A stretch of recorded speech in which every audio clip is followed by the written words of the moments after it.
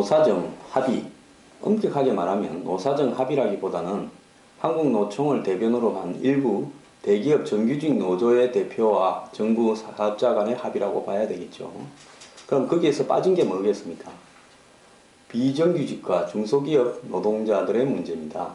자, 한국의 노동시장의 이중구조라는 것은 대기업과 중소기업 사이에 비슷한 일을 하더라도 노동자들의 월급이나 처우에서는 너무 큰 차이가 납니다. 또 정규직 노동자와 비정규직 노동자 사이에 너무나 많은 임금이나 처우의 간격이 있다. 이게 노동시장의 오늘날 이중구조라고 이야기를 하는 겁니다. 그런데 이번에 청년 실업 문제에 상당히 매몰되면서요.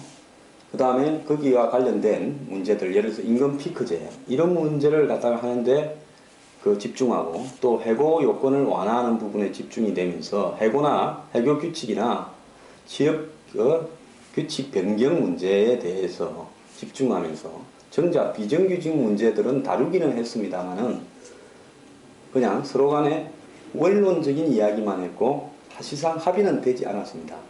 즉 비정규직 노동자들을 현재 2년을 허용하는 데서 2년을 더 연장해서 4년을까지 비정규직을 하고 그 이후에는 정규직을 하거나 안 되면 해고할 때는 뭐 이직과 관련되는 비용을 기업이 일부 부담한다. 이런 식으로 이야기가 됐고 파견 근로자를 확대한다라고 해서 파견 근로자의 이 대상에 있어서 현재 32개 분야에 파견할 수 있는데 앞으로는 고령자라든지 그 다음에 고소득 전문직 즉 교사라든지 이런 사람들이 예를 들어서 파견별로 대상이 될 수 있게 한다. 또 정부가 기본적으로 이 안전과 관련되는 부분에는 파견을 금지시킨다. 그리고 제조업과 관련되는 부분에서 용접이라든지 이런 몇 가지 분야에도 파견 근로를 허용한다. 이렇게 지금 이야기가 됐습니다. 그래서 이런 문제들에 대해서 국제노사정 기구에서는 김대한 노사정 위원장을 오라고 해서 연설도 시키고 중국이나 대만 등에서도 앞으로 임금 피크제와 관련해서 관심을 가지고 이렇게 하는데요.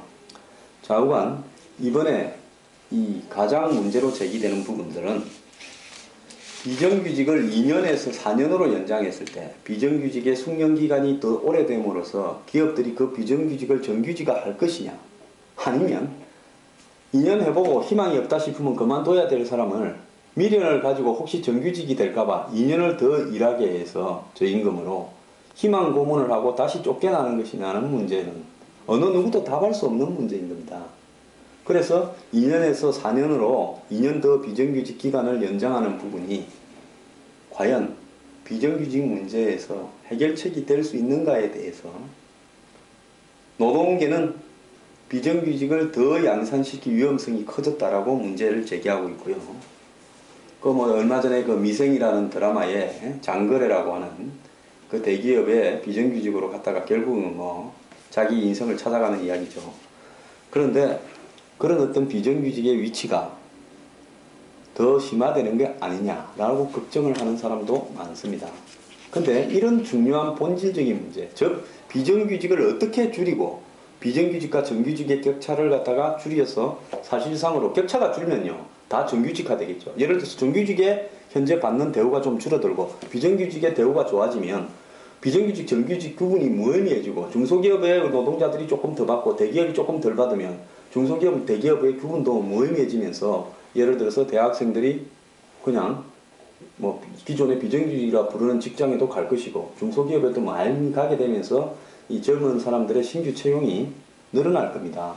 근데 과연 이번에 내놓은 이런 안들이 본질적으로 비정규직을 해소하는 데 도움이 될 것이냐 라고 봤을 때 기간 연장만 있고 파견을 확대하는 부분만 있지 두 사람의 임금 격차를 어떻게 줄일 건가 하는 부분에 대해서는 손을 대지를 못했어요. 저는 모든 노동개혁에 관한 어떠한 안보다도 가장 핵심적인 것이 유사근 노동을 하는데 서로 월급이 3배 내지 2배 이렇게 격차가 나는 중소기업과 대기업 그리고 정규직과 비정규직 간의 문제를 해결하는 것이 핵심이다라고 생각합니다. 그게 모든 노동 문제의 핵심이지 그 외에 나머지 문제는 오히려 부차적이다. 임금 피크제도 부차적이고 노동 고용 해고 요건을 완화하는 문제도 이런 문제가 해결이 되면서 같이 붙어가야 되는 거지 그런데 솔직히 꼬리가 협상의 중심이 되고 몸통이 협상에서 지금까지 합의가 되지 않은 채 정부의 안만 제시되어 있고 같이 협의를 해보기로 한다라고 정리되어 있다는 이겁니다. 그래서 이런 문제를 뺀 노동개혁이 과연 의미가 있는 것인가라는 의문이 좀 드는데요. 이 한국 같은 사회에서 해고 요건이 더 강화되면서, 즉 쉽게 더 해고를 할 수 있게 노동유연화를 반대하면서 비정규직을 4년을 시켰을 때 나중에는 이제 비정규직을 6년 시켜달라고 하지 않겠습니까? 그러다가 비정규직이 8년 되고요.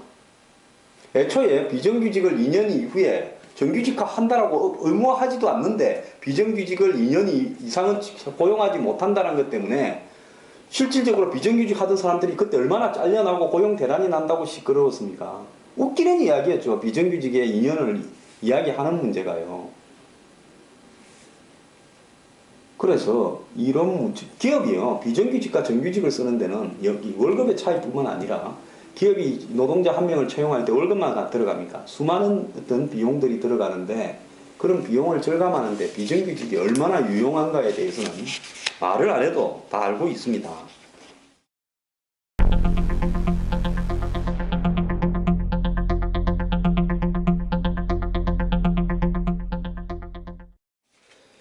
지금 비정규직 문제도 중요하지만 이 정규직 전환을 빌미로 해가지고 쪼개기 계약도 엄청나게 한다는 겁니다. 지난번에 한 대기업에서요 13일짜리 초단기 계약을 비롯해서 23개월간 18번의 쪼개기 계약, 23개월 근무하는데요 계약을 18번 하는 겁니다. 그래가지고 당사자가 자살을 했죠. 그래서 비정규직이 퇴직금지를 받는다, 이런 게 중요한 게 아닙니다. 비정규직이 비정규직에 머물게 되면요 이 비정규직은 거의 대부분이 빈곤층으로 전락할 수밖에 없는데요. 지금 비정규직 50%를 넘어서 60%로 가는데 노동자 중에 그럼 60%가 빈곤해지는 이런 어떤 국가가 되어서는 안 되지 않습니까? 그런 어떤 부분에서 노동개혁에 솔직히 말하면 꼬리와 몸통이 약간은 뒤바뀌지 않았는가. 저는 우리나라가 이렇게 고용이 해고를 하기 엄격하게 되어 있다라는 기업들의 비판은요 7.3%의 대기업, 공기업, 금융기업에 속하는 민노총이나 한국노총에 속하는 근로자들만 해고하기 어렵게 되어 있지, 나머지 비정규직은요 18번 23개월 동안에 18번 쪼개기 계약할 만큼 해고가 쉽게 되어 있습니다. 솔직히 말하면 민노총이나 한국노총이 겁이 나서 여기에 속하는 노동자들은 월급 6천만 원에서 1억 받으면서요 한 번 들어오면 64야 될 때까지 고용 연장까지 돼가지고 뭡니까? 안 나가잖아요. 이런 사람들 고용 해고하기가 어렵지 비정규직 해고하는 것은 식은 죽 먹기 아닙니까? 그래서 노동유연화 문제가 정말로 필요하다는 것은 대기업 일부의 이해관계지요. 한국의 고용의 90%는 중소기업이 하고 있습니다. 한국 노동자의 고용의 90%는 중소기업이 하고 있습니다. 30대 대기업이 고용하고 있는 근로자들이요 하청까지 다 포함해서 120만 명밖에 안 됩니다. 대한민국의 노동자가 몇만 명입니까? 1700~1800만 명 안 됩니까? 그러니까요 진짜로 많은 사람들의 문제들, 즉 한국에는 해고를 마음대로 못하게 되어 있어서 저성과자들을 해고하지도 못하고 그냥 들어와서 일도 안 하고 능력도 없는 사람을 자르지 못한다는 문제는 민노총과 한국노총에 해당되는 소수 기종노조에 관한 문제입니다. 이 문제는 7.3%에 관한 문제예요. 비정규직과 중소기업 노동자들의 처우를 개선하는 문제는 93%에 관한 문제입니다. 그런데 7.3%에 관련돼서 대기업의 이해관계 부분들에서 예를 들어서 해고 요건을 좀 더 완화한다라는 부분이, 그 다음에 임금 피크제를 한다. 자, 임금 피크제 하면 임금 피크제 하는 만큼 전략시킨 돈을 갖고 고용을 그만큼 젊은 청년들을 정규직으로 고용하겠다라고 기업이 뭘로 약속을 받을 겁니까? 세무조사로 약속을 받을 겁니까? 좀 있으면 경기 안 좋다고 세무조사 하지 말라면 안 하는 거죠. 어디에도 그걸 갖다가 확보할 수 있는 부분이 없어요. 대통령께서 펀드를 조성한다고 월급을 20%를 내놓고 언제 아마 장관부터 공기업 사장들 다 내놓을 건데, 그건 어쨌든 국가 발전을 위해서 희생적인 모습을 보이는 좋은 거라고 생각을 합니다만, 근본적으로 청년을 고용할 수 있는 문제는 예를 들어서 임금 피크제를 실현하면 그 실행에서 전략한 만큼을 청년 고용을 능력 있는 청년 고용을 새로 한다라는 부분에서 연관시킬 수 있는 어디에도 강제성은 없습니다. 솔직히 말하면. 그래서 노동 문제의 본질들은 뭐 뒤로 미뤄지고 그 다음에 2년을 4년으로 연장한 데서 비정규직의 삶이 나아질 거다라고 보진 않습니다. 그리고 파견 근로가 이렇게 분야가 여러 분야로 이렇게 확대되어 갔을 때 그러한 파견 근로가요 바람직한 것인가에 대해서도 우리가 다시 봐야 됩니다.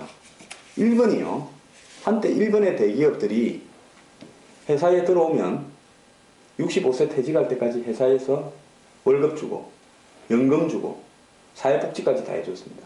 일본이 60년대, 70년대, 80년대 잘 나갈 때 90년대 초반까지. 근데 그 뒤에 이제 일본이 경제가 악화되니까 고이즈미가 개혁을 한다면서요. 일본의 파견 근로를 본격화시켰습니다. 그 뒤부터요. 일본의 일자리들은 거의 대부분 저임금 저질 일자리들이 양산되면서요. 한마디로 기업이 노동자를 책임지던 일본의 어떤 정신이 없어져 버리고요. 그때부터는 그냥 저임금 노동자들만 일본 각지에 널려서 빈곤층이 되어가고 있습니다. 일본의 젊은 층들이요. 그래서 이 파견 근로를 확대하는 부분이 필요한 분야도 있겠지만은 제조 분야에서 예를 들어서 파견 근로가 확대되는 부분이 바람직한 것인가 이런 부분에서는 뭐 주조, 검명, 용접 기계를 만드는 데 관련되는 직접적인 거 아닙니까?